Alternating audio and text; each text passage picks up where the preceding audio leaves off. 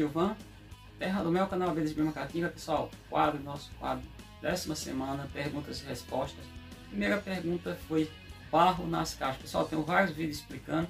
Aqui eu fiz de madeira, tipo uma caixa sem a tampa, no qual eu coloco uma quantidade de barro, inclusive para o período estar muito quente, excelente que as abelhas, inclusive a abelha que não usa barro, exemplo, estou observando, já está aí e já aqui pegando água, porque eu todo dia boto água.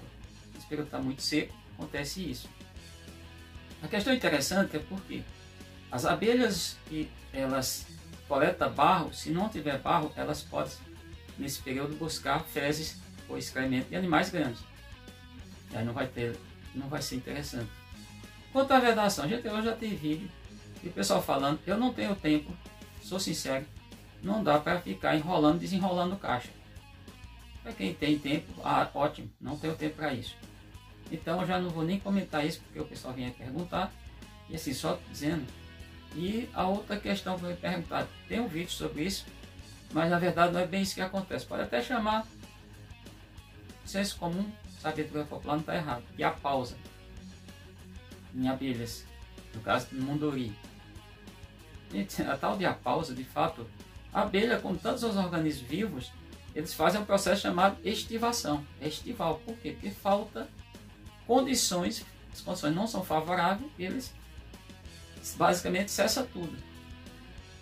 A rainha para a produção, porque não tem recursos, então eles passam um período, inclusive a média de abelhas dessa espécie, munduri, é a média de 80 dias, mais ou menos, a abelha adulta, vive em média 80 dias, mais que as aves só vivem metade desse tempo.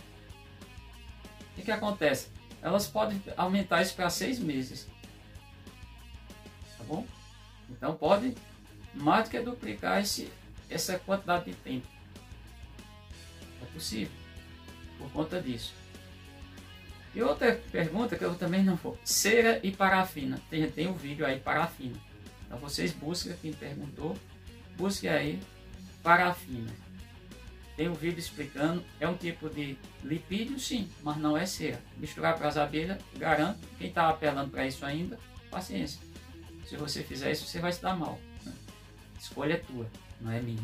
Apenas recomendo não usar. Mas se você quer usar, fica a teu critério, fica a tua escolha. Você acha que isso é bom, que isso é barato e tudo, depois você não reclama que está perdendo colônias, está tendo prejuízo. E lembrando que se esse mel, dependendo do que for, ele não pode ser tratado mel orgânico. Apesar da parafina ser um composto orgânico, mas é um derivado do petróleo. E no caso de alimento, quando se trata de orgânico, é outra situação. E a pergunta que já vieram fazer, gente, eu não tenho. Aí vocês sabem, qualquer youtuber tem por obrigação, em tese, não obrigação, mas deve responder. Eu respondo a todos. Respondo lá nos comentários aqui embaixo para esse ler. 30 colônias de aves, dá para fazer 100 mil, mais de 100 mil por ano. Bom, desconheço. E eu já emendo essa resposta na resposta da pergunta seguinte. Caatinga é pobre mesmo? Semiárido? Sertãozão nosso, semiárido, nordestino? Não. Apesar de todos os livros tratar de maneira, eu diria, nada correta, os autores não sabem nada, nunca ter visitado o semiárido, não sabem absolutamente nada. Hoje se sabe mais, até por causa da internet. O canal tá prova aqui, o canal Abelhas de Macatinga.